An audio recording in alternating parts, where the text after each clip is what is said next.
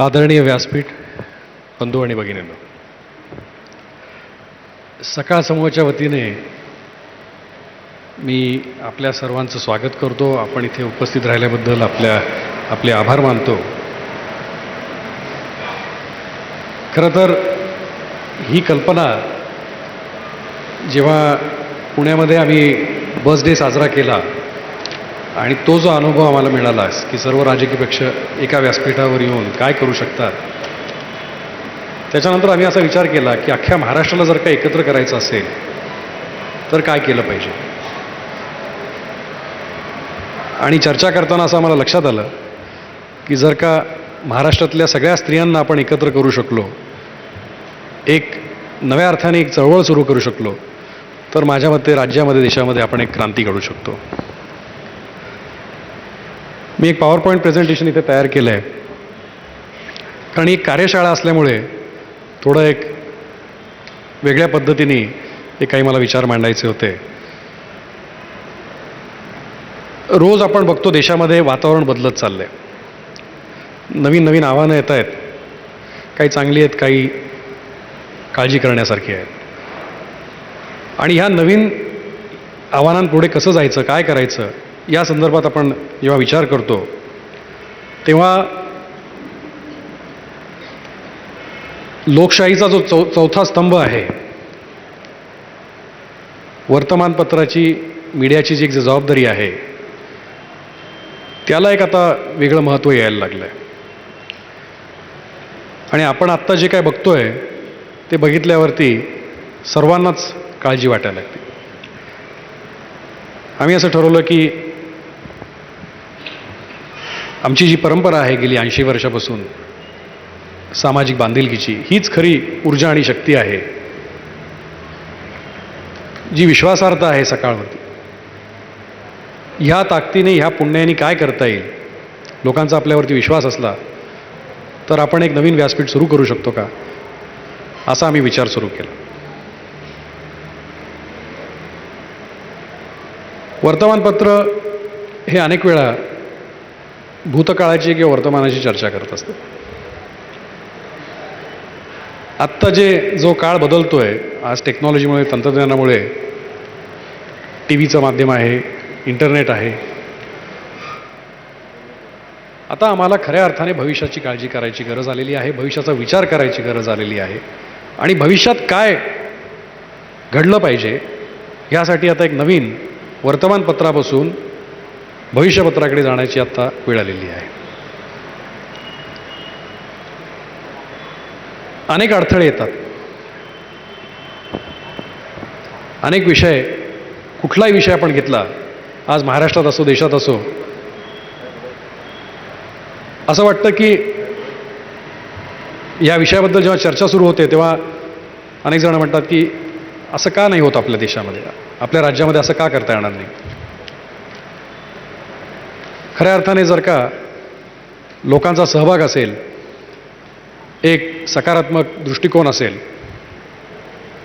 अभ्यास आपण व्यवस्थित केला, आजची जी कार्यशाळा आहे, अशा आपल्यासारख्या जाणकार व्यक्तींकडून, भगिनींकडून जर का आपल्याला काही आयडियाज मिळाल्या तर हे जे अडथळे आहेत ते निश्चित आपण दूर करू शकतो, याची मला खात्री आहे.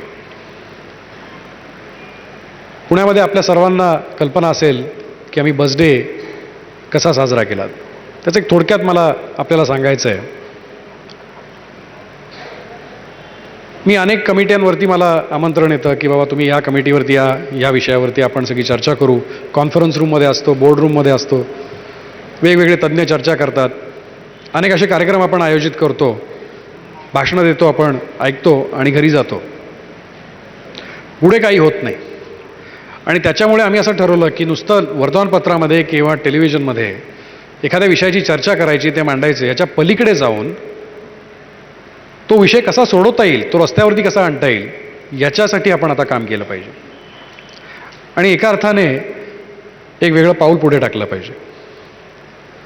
गेल्या 80 वर्षाची जी परंपरा आहे, आपल्या देशाची जी एक परंपरा आहे, विश्वासाची आहे, सगळ्यांनी एकत्र येऊन आपण काय करू शकतो, या ही जर का आपण ही ताकद एकदा अनुभवली तर खरंच मला असं वाटतं की अवघ्या 5-10 वर्षात पूर्ण महाराष्ट्रात आपण एक क्रांती घडू शकू. पुण्यामध्ये अनेक समस्या आहेत. जेव्हा आम्ही अनेक लोकांशी बोलायला लागलो तेव्हा असं लक्षात आलं की ट्रॅफिक ही मोठी एक समस्या आहे. तर आम्ही असं ठरवलं, चला ठरवूया. आणि 45 दिवसात ती कल्पना मनात आल्यापासून मोजून 45 दिवसात हे जे पुढे मी तुम्हाला दाखवणार आहे ते घडलं. आणि याचं पूर्ण श्रेय मी राजकीय पक्षांना आणि पुणेकरांना देणार आहे. कुठली संकल्पना असेल तर त्याच्यामध्ये एक वैयक्तिक स्वार्थ नसेल आणि बहुसंख्याचा त्याच्यामध्ये जर का फायदा होणार असेल याचा विश्वास लोकांपर्यंत आपण पोहोचवला तर काय होऊ शकतं हे आपल्याला लक्षात येईल. आज आमची जी वाहतुकीची जी समस्या आहे त्याची कोंडी फोडायची हा आम्ही निर्णय घेतला आणि कायमस्वरूपी काहीतरी त्याच्यावरती एक सोल्युशन आणायचं आहे. एक आराखडा आम्ही तयार केलेला आहे. पण त्याची सुरुवात लोकसहभागाने झाली. हे जे फोटो आपण बघताय ते काही ठरवून काढलेले फोटो नाही आहेत. सर्व समाजातल्या घटकांशी आम्ही संवाद सुरू केला. राजकीय पक्षापासून सुरुवात केली, मग अधिकारी वर्ग, पोलीस आहेत, वेगवेगळ्या धर्मगुरूंशी आम्ही चर्चा केली, NGOज वगैरे वगैरे. जेव्हा मी या कार्यक्रमाची जेव्हा सुरुवात केली या कार्याची, शाळा, कॉलेज, अपंग, कामगार वर्ग, रिक्षावाले, फेरीवाले सगळ्यांशी आम्ही संवाद साधला. तांबोळी समाजाचे आमचे पानवाले वगैरे वगैरे या सगळ्यांनी उत्स्फूर्तपणे या कार्यक्रमाला पाठिंबा दिला. मी काय वक्ता नाही आहे किंवा एक व्यावसायिक, मी शेवटी एक संपादक देखील नाही आहे. पण असं वाटलं की चला आपलं जरी वक्तृत्व चांगलं नसलं तरी लोकांपुढे जाऊन जे आपल्याला वाटतंय ते जर का आपण बोललो आणि खऱ्या अर्थाने एक नाटक म्हणून नाही किंवा कुठलाही स्वार्थ मनात न ठेवता जर का आपण लोकांपुढे गेलो, अनेक संपादकांनी, अनेक रिपोर्टरांना आम्ही ही विनंती केली आणि आम्ही सगळे बाहेर गेलो, समाजापर्यंत पोचलो आणि लोकांशी जेव्हा आम्ही संवाद साधला तेव्हा लोकांनी देखील त्याला प्रचंड पाठिंबा दिला. हे सगळं करत असताना एक जबाबदारी आणि पारदर्शकता पाळली. जे काय आम्ही करत होतो ते समाजापर्यंत आम्ही रोज गेले 45 दिवस पूर्णपणे आम्ही सांगत होतो. अनेक ठिकाणी पोचायचं होतं. सगळेच काय वर्तमानपत्र वाचत नाहीत. 70 लाख लोकसंख्येपर्यंत जर का पोचायचं असेल तर काय केलं पाहिजे. आमच्या ग्रुपमध्ये जेवढे काय आमची ताकद होती ती तर आम्ही वापरलीच, पण त्याच्या पलीकडे जाऊन अनेक लोकांचं सहकार्य असल्यामुळे गल्लीबोळात आम्ही पोचू शकलो. शाळेतले मुलं, हा जो लहान मुलगा आपण बघताय, स्वतः यांनी किंवा अशी लाखो मुलांनी रस्त्यावरती येऊन शाळेंमध्ये सगळ्यांनी सगळे सहभागी झाले. लहान मुलं, त्यांचे आईवडील वगैरे वगैरे. खूप मोठा प्रतिसाद मिळाला. एक आम्ही कार्यक्षमता ह्याची वाढवली या सगळ्या नियोजनाची. ITDP किंवा शासनाकडे अनेक कन्सल्टंट होते. त्या कन्सल्टंटशी आम्ही बोललो, त्यांच्याबरोबर आम्ही अभ्यास केला.